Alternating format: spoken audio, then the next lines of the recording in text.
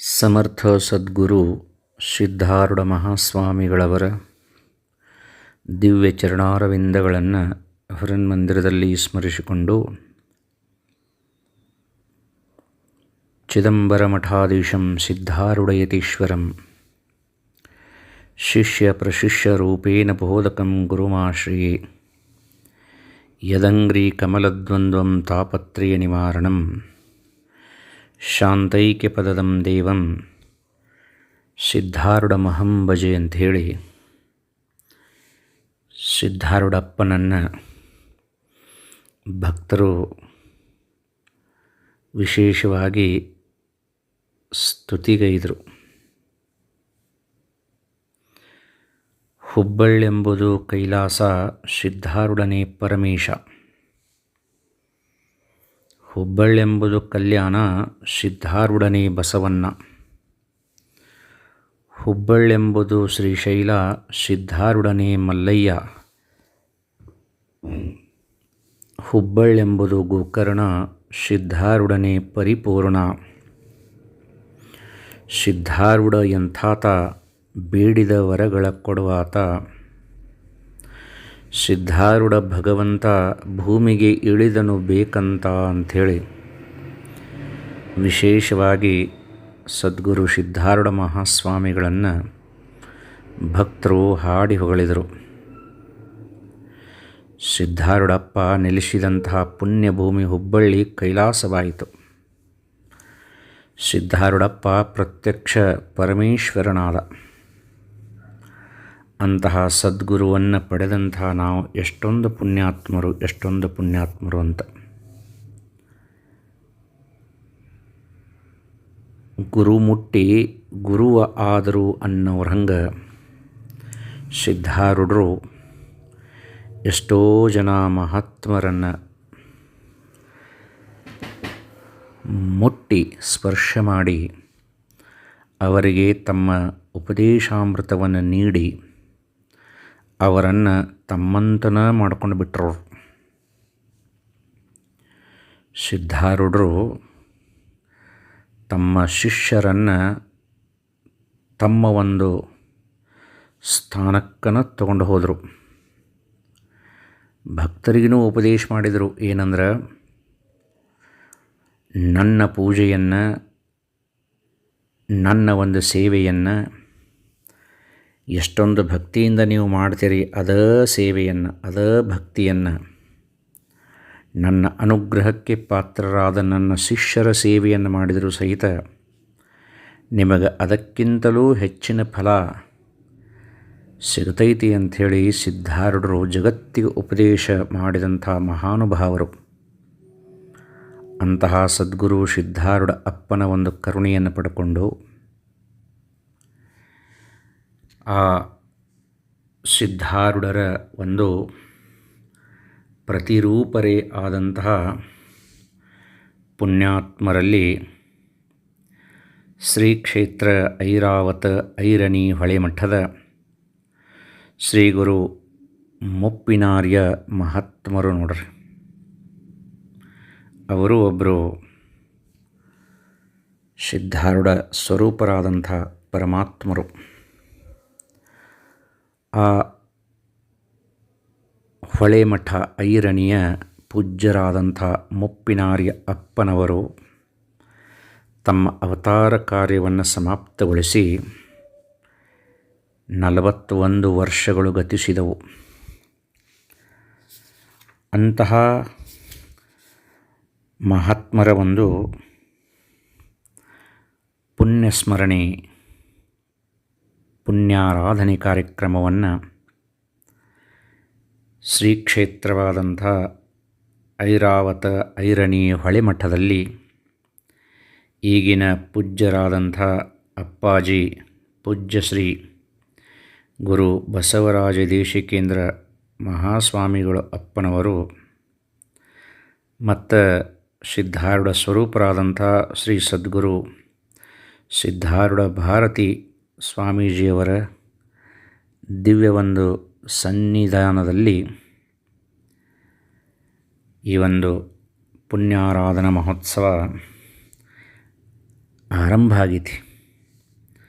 ಅದು ಇವತ್ತು 26/6/2025ರಿಂದ 29/6/2025 ಹಾಗಾಗಿ ಈ ಒಂದು ಪುಣ್ಯಾರಾಧನೆಯ ಒಂದು ನಿಮಿತ್ತವಾಗಿ ಆ ಪುಣ್ಯಕ್ಷೇತ್ರಕ್ಕೆ ಹೋಗುವ ಭಾಗ್ಯ ನನಗೆ ಲಭಿಸ್ತಿತ್ತು ಇಲ್ಲೋ ಗೊತ್ತಿಲ್ಲ. ಆದರೆ ಆ ಗುರುವಿನ ಒಂದು ಸೇವೆಯನ್ನು ಮಾಡಬೇಕು. ಮುಪ್ಪಿನಾರ್ಯ ಅಪ್ಪನ, ಬಸವರಾಜ ದೇಶಿಕೇಂದ್ರ ಅಪ್ಪನ ಮತ್ತು ಸಿದ್ಧಾರೂಢ ಭಾರತಿ ಅಪ್ಪನ ಒಂದು ಕೃಪೆಯನ್ನು ಪಡ್ಕೊಳ್ಳಿಕ್ಕೆ ಒಂದು ಅಲ್ಪವಾದ ಪ್ರಯತ್ನ. ಆ ಸದ್ಗುರು ಮುಪ್ಪಿನಾರ್ಯ ಅಪ್ಪನವರ ಶ್ರೀಚರಣಗಳಿಗೆ ಅನಂತ ಕೋಟಿ ದೀರ್ಘದಂಡ ನಮಸ್ಕಾರವನ್ನು ಸಲ್ಲಿಸಿ ನನ್ನ ಮಾತಿನ ಪುಷ್ಪಗಳನ್ನು ಆ ಸದ್ಗುರುವಿನ ಶ್ರೀಚರಣಕ್ಕೆ ಅರ್ಪಿಸಲಿಕ್ಕೆ ಪ್ರಯತ್ನ ಪಟ್ಟಿನಿ. ಮುಪ್ಪಿನಾರ್ಯ ಅಪ್ಪನವರು 1984ರಲ್ಲಿ ತಮ್ಮ ದೇಹವನ್ನು ತ್ಯಜಿಸಿದರು. ಆದರೂ ಸಹಿತ ಇವತ್ತಿನ ಮಟ್ಟನೂ ಆ ಮುಪ್ಪಿನಾರ್ಯ ಅಪ್ಪನವರು ನೆನೆಸಿದವರ ಮನಸ್ಸಿನೊಳಗೆ, ಅವರ ಭಾವದೊಳಗೆ, ಅವರ ಹೃದಯದೊಳಗೆ ಅಜರಾಮರವಾಗಿ ಉಳಿದಾರೆ. ನಂಬಿದಂಥ ಭಕ್ತರ ಕಲ್ಪವೃಕ್ಷ ಕಾಮಧೇನು ಆಗಿದ್ದಾರೆ. ಮೂಕಂ ಕರೋತಿ ವಾಚಾಲಂ ಪಂಗುಂ ಲಂಘಯತೆ ಗಿರಿಂ ಯತ್ಕೃಪಾತಮಹಂ ವಂದೇ ಪರಮಾನಂದ ಮಾಧವಂ ಅಂಥೇಳಿ ಎಷ್ಟೊಂದು ಸುಂದರವಾಗಿ ಹೇಳ್ತಾರಲ್ಲ. ಯಾರ ಕೃಪೆಯು ಮೂಕನನ್ನು ವಾಚಾಲನನ್ನಾಗಿ ಮಾಡುತ್ತದೆಯೋ, ಹೆಳವನನ್ನು ಬೆಟ್ಟವನ್ನು ದಾಟುವಂತೆ ಮಾಡುತ್ತದೆಯೋ, ಆ ಪರಮಾನಂದ ಮೂರ್ತಿಯಾದ ಮಾಧವನಿಗೆ ನಾನು ವಂದಿಸುವೆನು ಅಂಥೇಳಿ ಇಲ್ಲಿ ಹೇಳಿದಂಗೆ, ಮುಪ್ಪಿನಾರ್ಯ ಅಪ್ಪನವರನ್ನು ಯಾರು ಸ್ಮರಿಸ್ತಾರೋ ಅವರು ಎಲ್ಲ ಇಷ್ಟಾರ್ಥಗಳನ್ನು ಪಡ್ಕೊಳ್ತಾರೆ. ಇದರೊಳಗೆ ಯಾವ ಸಂಶಯನೂ ಇಲ್ಲ. ಮುಪ್ಪಿನಾರ್ಯ ಅಪ್ಪನವರು ಮೈಸೂರು ನಾಡಿನ ಪ್ರಸಿದ್ಧ ಶಹರ ಅಂತ ಕರೆದರು ದಾವಣಗೆರೆ. ಅಲ್ಲಿ ಕೆಂದೂಳಿ ಮನೆತನದ ಸ್ವಾಮಿ ನಿಂಗಪ್ಪ ದೇವರ ಗರ್ಭದೊಳಗೆ ಈ ಮುಪ್ಪಿನಾರ್ಯ ಅಪ್ಪನವರು ಜನ್ಮವನ್ನು ತಾಳ್ತಾರೆ. ಮುಪ್ಪಣ್ಣ ಅಂತ ಹೇಳಿಕರ ಅವರಿಗೆ ಹೆಸರಿಡ್ತಾರೆ. ಸಣ್ಣವರಿದ್ದಾಗಿನಿಂದನೂ ಸಹಿತ ಅವರಿಗೆ ಅಧ್ಯಾತ್ಮದೊಳಗೆ ವಿಶೇಷವಾದಂಥ ಆಸಕ್ತಿ, ಒಲವು, ಭಕ್ತಿ ಮತ್ತು ವೈರಾಗ್ಯದ ಚಿಹ್ನೆಗಳು ಅವರಲ್ಲಿ ಬಾಲ್ಯದಲ್ಲಿನ ಎದ್ದು ಕಾಣುತ್ತಿದ್ದು.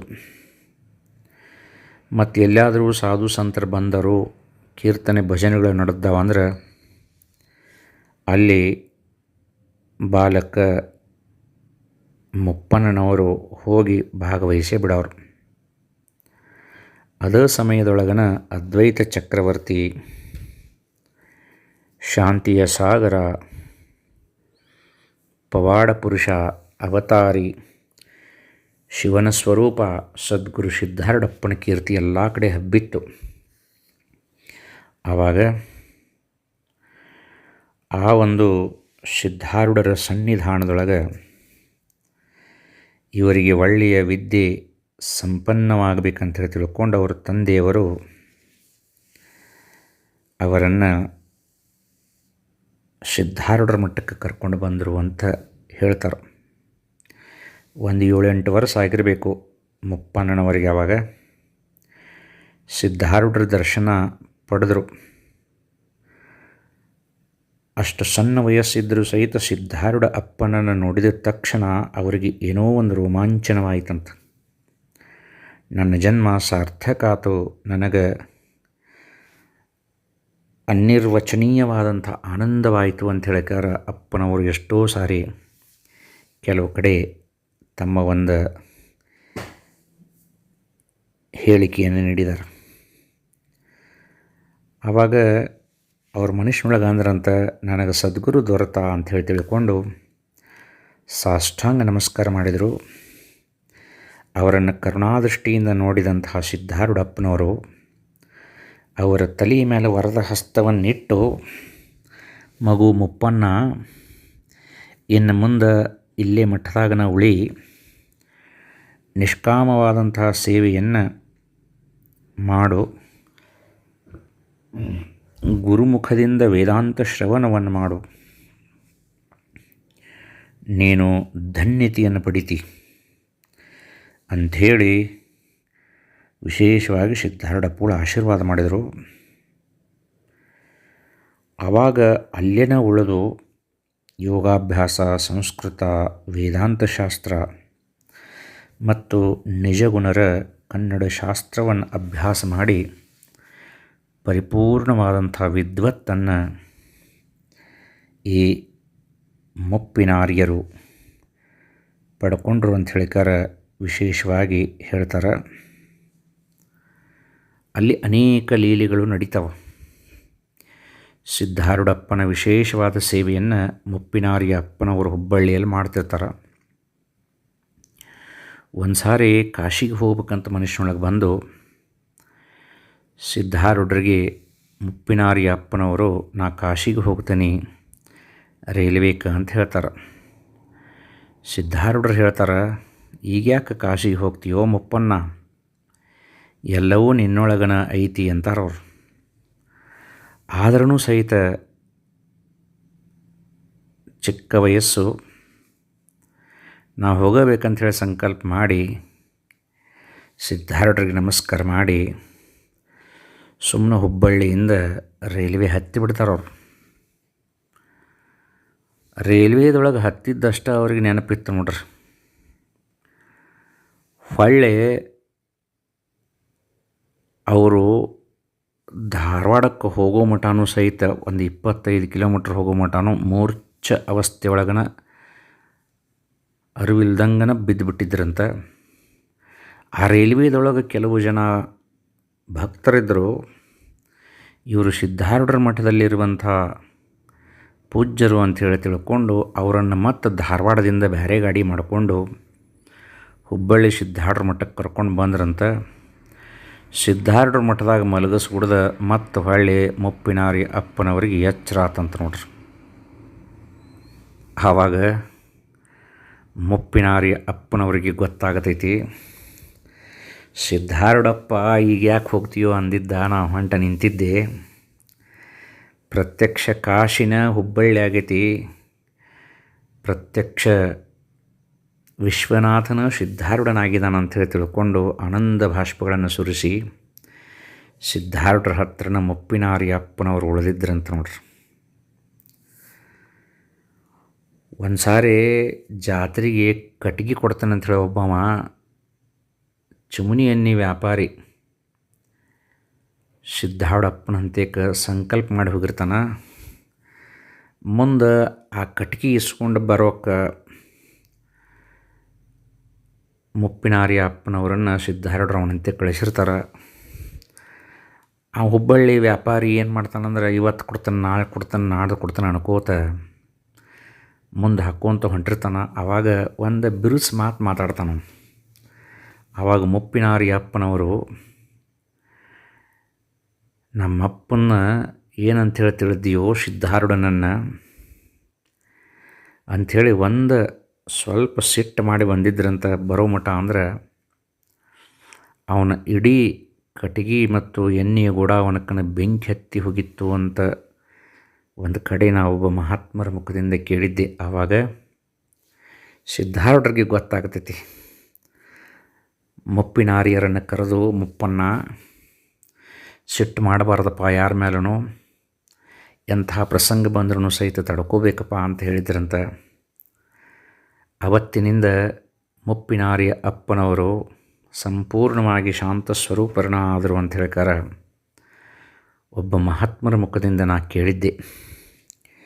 ಮುಪ್ಪಿನಾರ್ಯ ಅಪ್ಪನವರಂದ್ರೆ ಸಾಮಾನ್ಯರಲ್ಲ, ಅವತಾರಿ ಪುರುಷರು. ಹೊಳೆ ಮಠದಿಂದ ಎಷ್ಟೋ ಜನ ಬಂದು ನಮ್ಮ ಮಟ್ಟಕ್ಕೆ ಇವರನ್ನು ಬಿಟ್ಟು ಕೊಡಬೇಕಂತ ಹೇಳಿದಾಗ ಮುಪ್ಪಿನಾರ್ಯ ಅಪ್ಪನವರು ಸಿದ್ಧಾರೂಢರನ್ನು ಬಿಟ್ಟು ನಾ ಬರೋದಿಲ್ಲ ಅಂತ ಹೇಳ್ತಾರೆ. ಆವಾಗ ಸಿದ್ಧಾರೂಢರು ಹೇಳ್ತಾರೆ, ನೀ ಎಲ್ಲಿರ್ತೀಯೋ ನಾ ಅಲ್ಲಿರ್ತೇನಪ್ಪ, ನಿನ್ನೆ ಬಿಟ್ಟು ನಾ ಇರೋದಿಲ್ಲ, ಚಿಂತೆ ಮಾಡಬೇಡ. ನಾನು ನಿಂತ ನೀರಿನೊಳಗೆ ತೆಪ್ಪೋತ್ಸವವನ್ನು ಮಾಡ್ಕೊಳ್ತೇನಪ್ಪ, ನೀ ಹರಿಯುವ ನೀರಿನೊಳಗೆ ತೆಪ್ಪೋತ್ಸವವನ್ನು ಮಾಡ್ಕೋ. ನಿನ್ನ ತೆಪ್ಪೋತ್ಸವವನ್ನು ಗೂಗಿ ಗುಡ್ಡದ ಮೇಲೆ ಬಂದು ಕುಂತು ನಾನು ನೋಡಿ ಆನಂದ ಪಡ್ತೇನೆ ಹೋಗಪ್ಪ ಅಂಥೇಳಿ ಸಿದ್ಧಾರೂಢರು ಹೇಳಿ ಕಳಿಸಿದ್ರಂತ. ಸಿದ್ಧಾರೂಢರ ಸಂಚಾರ ಕಾಲದೊಳಗೆ ಆ ಗುಡ್ಡದ ಮೇಲೆ ತಪಸ್ಸು ಮಾಡಿ ಬಂದಂಥ ಜಗನ ಇತ್ತದು. ಆವಾಗ ಮುಪ್ಪಿನಾರ್ಯ ಅಪ್ಪನವರು ಸಿದ್ಧಾರೂಢರ ಒಂದು ಆಜ್ಞೆಯನ್ನು ಮೀರಲಾರ್ದ ಏನು ಮಾಡ್ತಾರಂದ್ರೆ, ಆ ಒಂದು ಐರಾವತ ಕ್ಷೇತ್ರ ಹೊಳೆ ಮಟ್ಟಕ್ಕೆ ಹೋಗಿ ಅಲ್ಲಿ ಪೀಠಾಧಿಪತಿಗಳಾಗ್ತಾರೆ ನೋಡ್ರಿ. 1922 ಅಂತ ಹೇಳ್ತಾರೆ. ಅಲ್ಲಿ ಅಷ್ಟೊಂದು ವ್ಯವಸ್ಥೆ ಇದ್ದಿದ್ದಿಲ್ಲ ಆವಾಗ. ಒಂದು ವರ್ಷ ಜಾತ್ರೆ ಸಮಯಕ್ಕೆ ಅಸಂಖ್ಯವಾದಂಥ ಭಕ್ತರು ಸೇರಿದ್ರು. ದೊಡ್ಡ ಬಿರುಗಾಳಿ ಬೀಸಿ ವಿಪರೀತವಾದಂಥ ಮಳೆಯಾಗಿ ಭಕ್ತರಿಗೆ ಬಹಳ ಕಷ್ಟ ಆಗಿತ್ತಂತ. ಅದನ್ನು ನೋಡಿದಂಥ ಮುಪ್ಪಿನಾರ್ಯ ಅಪ್ಪನವರು ಮನಸ್ಸಿನೊಳಗೆ ನೊಂದು ಭಕ್ತರಿಗಾಗಿ ಕೊಟ್ಟೂರೇಶ್ವರ ಮಂದಿರದ ಸುತ್ತಲೂ ಮತ್ತು ಗುಡ್ಡದ ಕೆಳಭಾಗದೊಳಗೆ ಬಹಳಷ್ಟು ಪಾವಳಿಗಳನ್ನು ಭಕ್ತರಿಗೆ ಇರಾಕಂತೇಳಿ ವ್ಯವಸ್ಥೆ ಮಾಡಿಸಿದರು. ತುಂಗಾಭದ್ರಾ ನದಿಗೆ ಮೆಟ್ಟಲುಗಳನ್ನು ಕಟ್ಟಿಸಿ ಭವ್ಯವಾದಂಥ ಸುಂದರವಾದಂಥ ಮಠವನ್ನು ನಿರ್ಮಾಣ ಮಾಡಿದರು. ಅನೇಕ ಊರುಗಳಿಗೆ ತಿರುಗಿ ಅವರನ್ನು ಯಾರು ಭೇಟಿಯಾಗ್ತಾರೋ ಅವರಿಗೆಲ್ಲರಿಗೂ ಸಹಿತ ಸಿದ್ಧಾರೂಢರ ಮಹಿಮೆಯನ್ನು ಹೇಳಿ, ಸಿದ್ಧಾರೂಢರ ಒಂದು ಮಠದಲ್ಲಿ ಯಾವ ರೀತಿ ಕಾರ್ಯಕ್ರಮಗಳು ನಡೀತಾವೆ ಅದೇ ಪ್ರಮಾಣವಾದಂಥ ಕಾರ್ಯಕ್ರಮಗಳನ್ನು ಹೊಳೆ ಮಠದಲ್ಲಿ ಆರಂಭ ಮಾಡಿದಂಥ ಪುಣ್ಯಾತ್ಮರು ಮುಪ್ಪಿನಾರ್ಯ ಅಪ್ಪನವರು. ಪ್ರತಿ ಜಾತ್ರೆಗೂ ಸಹಿತ 7 ದಿವಸ ಸಪ್ತಾಹ, ಮುಂಜಾನೆ ಸಾಯಂಕಾಲ ಮತ್ತು ರಾತ್ರಿ ಶಾಸ್ತ್ರ ಕೀರ್ತನ, ಗುರುಗಳ ಮಹಾಪೂಜೆ, ಪ್ರಸಾದ ಎಲ್ಲ ನಡೀತಿದ್ದು ಅಂತ. 7ನೇ ದಿವಸ ರಥಯಾತ್ರೆ ನಡೀತಿತ್ತು. 8ನೇ ದಿವಸ ಸಾಮೂಹಿಕ ಭಸ್ಮ ಸ್ನಾನವನ್ನು ಮಾಡ್ತಿದ್ರಂತ. ಮತ್ತು 9ನೇ ದಿವಸ ಸಾಮೂಹಿಕ ಎಣ್ಣೆ ಸ್ನಾನ, ನಂತರ ಕೌದಿ ಪೂಜೆ ನಡೆದು ಜಾತ್ರೆ ಮುಕ್ತಾಯ ಆಕ್ಕಿತ್ತಂತ. ಆವಾಗ ಮುಪ್ಪಿನಾರ್ಯ ಅಪ್ಪನವರಿದ್ದಾಗ ಒಟ್ಟಿನೊಳಗೆ ಸ್ವಲ್ಪದ್ರೊಳಗೆ ಹೇಳಬೇಕಪ್ಪ ಅಂದ್ರೆ ಸಿದ್ಧಾರೂಢರ ಮಠದೊಳಗೆ ನಡೆಯುವಂಥ ಎಲ್ಲ ಕಾರ್ಯಕ್ರಮಗಳನ್ನು ಸಹಿತ ಮುಪ್ಪಿನಾರ್ಯರು ಚಾಚು ತಪ್ಪದೆ ನಡೆಸ್ಕೋತ ಬಂದರು ಅಂತ ಹೇಳ್ಕಾರ. ವಿಶೇಷವಾಗಿ ಹೇಳ್ತಾರೆ, ವೇದಾಂತ ಪ್ರವಚನಗಳನ್ನು ಸ್ವತಃ ತಾವ ನೀಡ್ತಿದ್ರು. ಶ್ರೀ ನಿಜಗುಣರ 6 ಶಾಸ್ತ್ರಗಳನ್ನು ವಿಚಾರ ಸಾಗರ ಹಿಂದಿ ಒಳಗೆ, ಯೋಗ ವಸಿಷ್ಠ ಸಂಸ್ಕೃತದೊಳಗೆ ಮುಂತಾದ ಪ್ರವಚನಗಳನ್ನು ಮುಪ್ಪಿನಾರ್ಯ ಅಪ್ಪನವರು ಸ್ವತಃ ತಾವ 3 ಶಾಸ್ತ್ರ ಹೇಳ್ತಿದ್ರಂತ. ಸಿದ್ಧಾರೂಢರ ಪ್ರತಿರೂಪರಣ ಆಗಿ ಮುಪ್ಪಿನಾರ್ಯ ಅಪ್ಪನವರು ಉಳಿದರು. ಮತ್ತು ಎಷ್ಟು ಜನ ಅವರಂತೇಕ ಬಂದು ತಮ್ಮ ಸಂಕಟಗಳನ್ನು ಹೇಳಿ, ಸದ್ಗುರುನಾಥ ನನ್ನನ್ನು ಅನುಗ್ರಹಿಸಬೇಕು ಅಂತ ಹೇಳಿಕಾರ ಅವರಲ್ಲಿ ಬೇಡಿದಾಗ ಅವರನ್ನು ಕೃಪಾದೃಷ್ಟಿಯಿಂದ ನೋಡಿ ಅವರಿಗೆ ಆಶೀರ್ವದಿಸಿ ಅವರನ್ನು ಉದ್ಧಾರ ಮಾಡಿದರು ನೋಡ್ರಿ. ಒಂದು ಸಾರಿ ಏನಾಗಿತ್ತಂದ್ರೆ, ಒಬ್ಬಾಕಿ ಹೆಣ್ಮಗಳು ಪ್ರೌಢ ಅವಸ್ಥೆ ವಯಸ್ಸು ಅತ್ಕೋತ ಮುಪ್ಪಿನಾರ್ಯ ಅಪ್ಪನವ್ರಂತೆಗೆ ಬಂದು ಅವ್ರಿಗೆ ಕಾಲಿಗೆ ಬಿದ್ದು ಸಂಕಟ ಮಾಡ್ಕೊಳಕತ್ಲು. ಏನಂದ್ರೆ, ಯಜ್ಜ, ನಮ್ಮ ಪಿತ್ರಾರ್ಜಿತವಾದಂಥ ಆಸ್ತಿಗಳನ್ನು ನಮ್ಮಂತಮ್ರೆಲ್ಲರೂ ಪಾಲ ಮಾಡಿಕೊಂಡ್ರು. ಮತ್ತು ಉತ್ತಮವಾಗಿ ಬೆಳೆಯುವಂಥ ಭೂಮಿಯನ್ನು, ಒಳ್ಳೆಯ ಮನೆಗಳನ್ನು, ಒಳ್ಳೆಯ ದನ ಕರುಗಳನ್ನು ತಾವ ತಗೊಂಡ್ರು. ಮತ್ತು ಬೆಳೆಯಲಾರದಂಥ ಬರಡು ಭೂಮಿಯನ್ನು, ಮುರುಕ್ ಮನಿನ, ಗೊಡ್ಡೆಮ್ಮಿನ ನನಗೆ ಕೊಟ್ಟಾರಪ್ಪ ಅಂತ ಹೇಳಿಕಾರ ಅಳಕತ್ಲು. ಆ ಭಕ್ತಳ ಕಣ್ಣೀರನ್ನು ನೋಡಿ ಗುರುಗಳ ಮನಸ್ಸು ಕರಗಿತು. ತಾಯೇ, ಇರಲಿ ಬಿಡ, ಅವುಗಳನ್ನು ಶಿವಾನ ನಿನಗೆ ಕೊಟ್ಟಾನಂತ ಹೇಳಿಕರ ತಿಳ್ಕೊ. ಇನ್ನು ಮುಂದೆ ಗೊಡ್ಡಿ ಎಮ್ಮೆ ಹಿಂಡ್ತೈತಿ, ಬಂಜರು ಭೂಮಿ ಬೆಳಿತೈತಿ, ಚಿಂತೆ ಮಾಡಬೇಡ. ಎಲ್ಲ ಭಾರವನ್ನು ಶಿವನ ಮೇಲೆ ಹಾಕು. ಓಂ ನಮಃ ಶಿವಾಯ ಮಹಾಮಂತ್ರವನ್ನು ಯಾವಾಗಲೂ ಜಪಿಸ್ಕೊತ ಇರು, ಅದನ್ನು ಮಾತ್ರ ಒಟ್ಟ ಮರಿಬೇಡ ಅಂತ ಹೇಳಿದ್ರಂತೆ. ಗುರುಗಳ ಆಜ್ಞೆಯನ್ನು ಪಾಲಿಸಿದಂಥ ಆ ಭಕ್ತಳು ಸ್ವಲ್ಪ ದಿವಸದೊಳಗನ ಆಕೆಯ ಬಂಜರ ಭೂಮಿ ಎಲ್ಲ ಫಲವತ್ತ ಭೂಮಿಗಳಿಗಿಂತ ಹೆಚ್ಚು ಬೆಳೆಯಕತ್ತಂತ. ಆಕೆ ಕೊಟ್ಟಂಥ ಗೊಡ್ಡ ಎಮ್ಮೆ ಹಿಂಡಾಕತ್ತಂತ ನೋಡ್ರಿ. ಗಿನ್ನವನ್ನು ಮಾಡಿಕೊಂಡು ಬಂದು ಸದ್ಗುರುಗಳ ಪಾದಕ್ಕೆ ಅರ್ಪಿಸಿ, ಸದ್ಗುರುನಾಥ ನಿನ್ನ ಕರುಣೆ ದೊಡ್ಡದಪ್ಪ ಅಂಥೇಳಿ ಮುಪ್ಪಿನಾರಿಯ ಅಪ್ಪನವರ ಶ್ರೀಪಾದಕ್ಕೆ ಸಾಷ್ಟಾಂಗ ನಮಸ್ಕಾರವನ್ನು ಮಾಡಿದಂಥ ಪುಣ್ಯಾತ್ಮಳು ಆ ಭಕ್ತಳು ಕೊರಡು ಕೊನರುವುದು ಬಲು ಬರಡು ಹಯನ ಆಗುವುದು. ಕುರುಡಂಗೆ ಕಣ್ಣು ಬಹುದು ನಿನ್ನೊಲುಮೆ ಎಂದರಿದೇನೈ ಗುರುವೇ ಕೃಪೆಯಾಗುವನ್ನವರ ಹಂಗೆ ಮುಪ್ಪಿನಾರಿಯ ಅಪ್ಪನವರಂದ್ರೆ ಸಾಮಾನ್ಯರಲ್ಲ, ಸಾಕ್ಷಾತ್ ಸಿದ್ಧಾರೂಢ ಸ್ವರೂಪರು. ಅವರು ತ್ರಿಕಾಲ ಜ್ಞಾನಿಗಳಾಗಿದ್ದರು. ಒಂದು ಸಾರಿ ಏನಾಗಿತ್ತಂದ್ರೆ, ಜಾತ್ರೆ ಸಮಯದೊಳಗೆ ಬಾಗಲಕೋಟೆಯಿಂದ ಗಣಪತರಾವ್ ಕಾಂಬ್ಳೆಯವರು ತಮ್ಮ ಸ್ವಕುಳಸಾಳಿ ಸಮಾಜದ ಒಬ್ಬ ಕುರುಡ ಮುದುಕನನ್ನು ಕರ್ಕೊಂಡು ಜಾತ್ರೆಗೆ ಬಂದಾರ. ಆವಾಗ ಜಾತ್ರೆ ನಡೆದೈತಿ, ಎಲ್ಲ ಕಾರ್ಯಕ್ರಮ ಸಾಕಷ್ಟು ಗದ್ದೈತಿ, ಕವದಿ ಪೂಜಾನು ಆತು.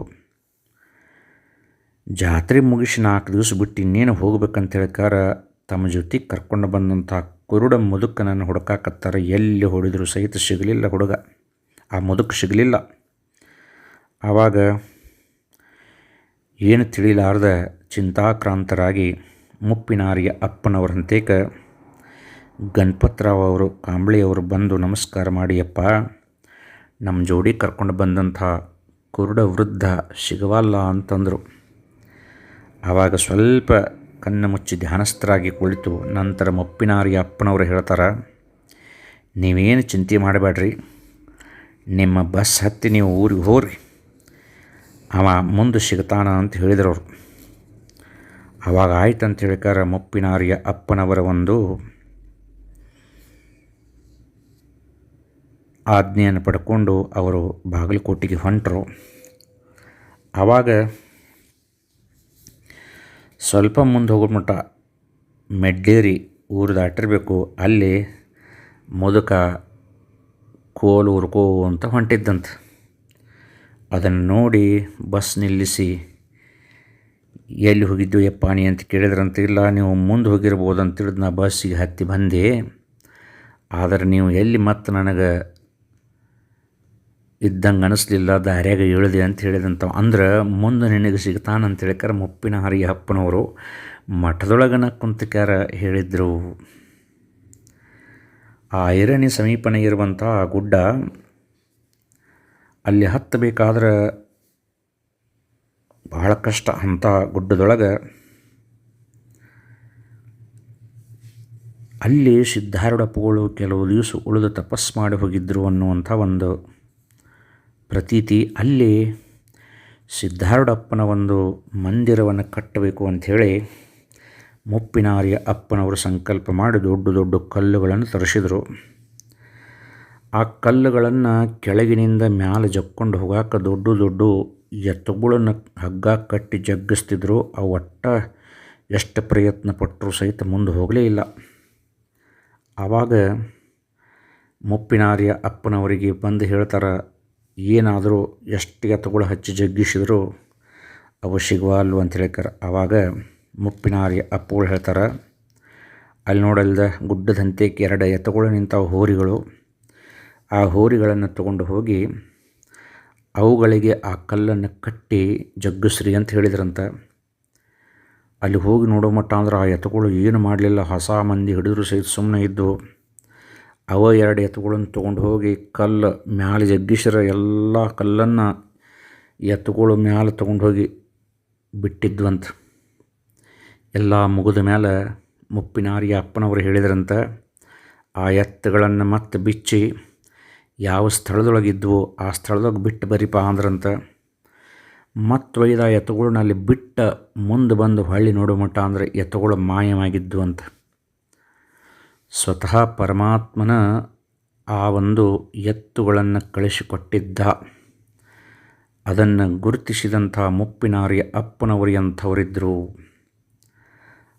ಆ ಒಂದು ಸುಂದರವಾದಂಥ ದೇವಸ್ಥಾನವನ್ನು ಆ ಗುಡ್ಡದಲ್ಲಿ ಮುಪ್ಪಿನಾರಿಯ ಅಪ್ಪನವರು ಸಿದ್ಧಾರೂಢ ಅಜ್ಜನ ಒಂದು ಗದ್ದಿಗೆಯಲ್ಲಿ ಸ್ಥಾಪನೆ ಮಾಡಿದರು. ಅಂದಮೇಲೆ ಎಂಥ ಪುಣ್ಯಾತ್ಮರಿರಬಹುದು ಈ ಮುಪ್ಪಿನಾರಿಯ ಅಪ್ಪನವರು. ಹಾವೇರಿ ಜಿಲ್ಲಾ ರಾಣಿಬೆನ್ನೂರು ತಾಲೂಕಿನೊಳಗೆ ಬರುವಂಥ ಈ ಒಂದು ಹೊಳೆಮಠ ಮುಪ್ಪಿನಾರಿಯ ಅಪ್ಪನವರು ಲೀಲಾಪುರುಷರಾಗಿ ಸಿದ್ಧಾರೂಢ ಸ್ವರೂಪರಾಗಿ ಆ ಪುಣ್ಯಕ್ಷೇತ್ರದೊಳಗೆ ನೆಲೆಸಿದರ. ಅಲ್ಲಿ ನಡೆಯುವಂಥ ಎಲ್ಲ ಜಾತ್ರಾ ಕಾರ್ಯಕ್ರಮಗಳಲ್ಲಿ ತಮಗನುಕೂಲ ಆತಂದ್ರೆ ಪಾಲ್ಗೊಂಡು ಆ ಮಹಾತ್ಮರ ಕೃಪಾಶೀರ್ವಾದಕ್ಕೆ ಪಾತ್ರರಾಗಬೇಕು. ಮತ್ತು ವಿಶೇಷವಾಗಿ ನಮ್ಮ ಕಿರಣ ನಾಡಿಗೆರನ್ನುವಂಥ ಪುಣ್ಯಾತ್ಮರು ಹಿರೇಕೆರೂರಿನವರು. ಹಿರೇಕೆರೂರದ ಭಕ್ತರು ವಿಶೇಷವಾಗಿ ಅಜ್ಜನ ಒಂದು ಸೇವೆ ಮಾಡುವಂಥ ಪುಣ್ಯಾತ್ಮರು. ಅವರೆಲ್ಲರೂ ಸಹಿತ ಅಲ್ಲಿ ಹೋಗಿ ಸೇವಾ ಮಾಡ್ತೀವಿ ಅಂತ ಹೇಳಿದರು. ಅದಕ್ಕೆ ಬರೀ ಹಿರೇಕೆರೂರು ಅಷ್ಟೇ ಅಲ್ಲ, ಎಷ್ಟು ಜನ ತಾವು ಅಲ್ಲಿ ಸುತ್ತಲೂ ಇದ್ದಂಥವರು, ಹಾವೇರಿ ರಾಣಿಬೆನ್ನೂರು ಸುತ್ತಲೂ ಇದ್ದಂಥ ಪುಣ್ಯಾತ್ಮರು ನೀವು ಎಷ್ಟು ಜನ ಅಲ್ಲಿ ಹೋಗಿ ಸೇವಾ ಮಾಡ್ತಿರೋ ನಿಮ್ಮೆಲ್ಲರಿಗೂ ಸಹಿತ ನನ್ನ ಅನಂತ ನಮನಗಳು. ಮತ್ತು ಮುಪ್ಪಿನಾರಿಯ ಅಪ್ಪನವರು ಶಿವಮೊಗ್ಗ ಪಟ್ಟಣದ ಹತ್ತಿರ ಇರುವಂಥ ಬೀರಣಿಕೇರಿಯಲ್ಲಿಯೂ ಸಹಿತ ಒಂದು ಮಠವನ್ನು ಸ್ಥಾಪನೆ ಮಾಡಿ ಅಲ್ಲಿಯೂ ಸಹಿತ ವಿಶೇಷವಾದಂಥ ಕಾರ್ಯಕ್ರಮಗಳನ್ನು ನಡೆಸುವಂಥ ಪದ್ಧತಿಯನ್ನು ಆವಾಗಿನಿಂದ ಹಾಕಿಕೊಟ್ಟರು. ಅದಕ್ಕಾಗಿ ತಮ್ಮೆಲ್ಲರಿಗೂ ಅನಂತ ನಮನಗಳನ್ನು ಸಲ್ಲಿಸಿ ಪರಮ ಪೂಜ್ಯರಾದಂಥ ಶ್ರೀ ಶ್ರೀ ಬಸವರಾಜ ದೇಶಿಕೇಂದ್ರ ಅಪ್ಪನವರ ದಿವ್ಯ ಚರಣಾರವಿಂದಗಳಿಗೆ ಅನಂತ ಕೋಟಿ ದೀರ್ಘದಂಡ ನಮಸ್ಕಾರಗಳನ್ನು ಸಲ್ಲಿಸಿ, ಕಿರಿಯ ಅಪ್ಪನವರ ಶ್ರೀಚರಣಗಳಿಗೂ ಸಹಿತ ಅನಂತ ಕೋಟಿ ದೀರ್ಘದಂಡ ನಮಸ್ಕಾರಗಳನ್ನು ಸಲ್ಲಿಸಿ, ನನ್ನ 2 ಮಾತಿನ ಪುಷ್ಪಗಳನ್ನು ಸದ್ಗುರು ಮುಪ್ಪಿನಾರಿಯರ ಶ್ರೀಚರಣಕ್ಕೆ ಸಮರ್ಪಿಸಿ, ಮತ್ತೊಂದು ಶನಿವಾರ ದಿವಸ ರಥೋತ್ಸವ, ಶನಿವಾರ ದಿವಸ ಅಂದರೆ 28ನೇ ತಾರೀಕು ರಥೋತ್ಸವ ಇರ್ತೈತಿ. ಓಂ ನಮಃ ಶಿವಾಯ್, ಓಂ ನಮಃ ಶಿವಾಯ್, ಓಂ ನಮಃ ಶಿವಾಯ್.